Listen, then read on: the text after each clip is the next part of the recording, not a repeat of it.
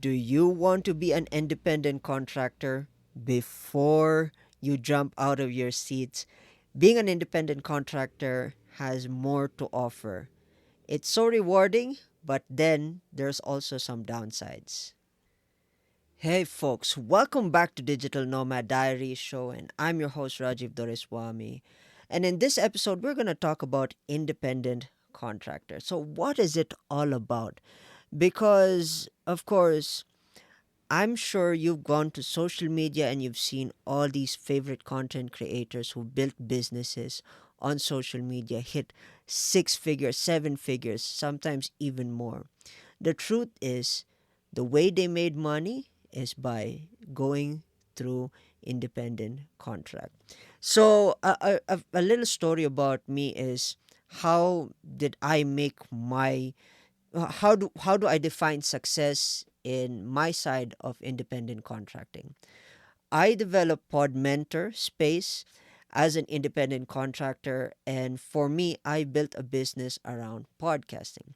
I do podcast production. I have a team, and now I'm in my second year, second financial year, and on my first year, we made 99K in total revenue. Of course, I learned a lot in that experience, but for me, the toughest part was the fact that I had to build systems. I had to make sure that I had communication on point, handling clients, and then I had to handle clients' objections, onboarding, giving them agreements, and many things. It's a hard thing. And for me to go from 0 to 99K in revenue, that is one of my biggest achievement. Although yes, my expenses was a little bit more higher than that, but again, it's all part of the experience. So that is one thing I love about independent contracting is that you get to do everything. If you're a creative person and you love to create and build things and you're entrepreneurial in that sense, independent contractor is the place to be. And then if you actually make it, which of course there's only a 1% chance of people who make it, the sky is a limit. You can even go beyond six figures. Again, it's all about working smart and hard, combining you. If you combine the elements of working hard and smart, it's going to take you further. Now we have AI, of course. AI can help you take your vision further, but of course, everything needs to be organized, and there's a lot. In the independent contracting scene, you're working more hours than you are when with an agency. With an agency, the client's time is your time, let's say.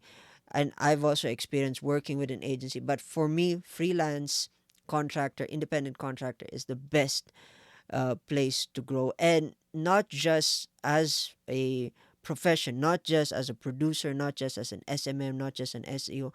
You have a lot of things to grow here. There's so many things, but then it also comes at a cost, and that cost is your hard work and your smart work.